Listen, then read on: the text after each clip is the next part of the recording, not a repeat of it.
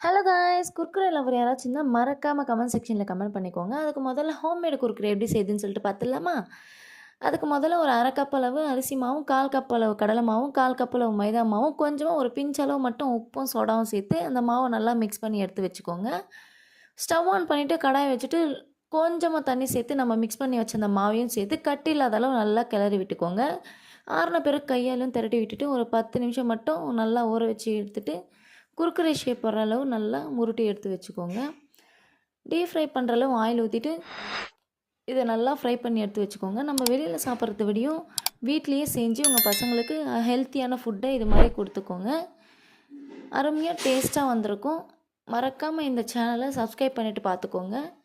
இந்த ரெட்டிஷ் கலரில் வந்தோடனே எடுத்துகிட்டு கொஞ்சமாக உப்பும் மிளகாவும் சேர்த்து நல்லா மிக்ஸ் பண்ணிவிட்டு உங்கள் ஃப்ரெண்ட்ஸுக்கு நீங்கள் குழந்தைக்கு கொடுத்துருங்க. ஓகே ஃப்ரெண்ட்ஸ், மறக்காமல் இந்த வீடியோக்கு லைக் போட்டுருங்க.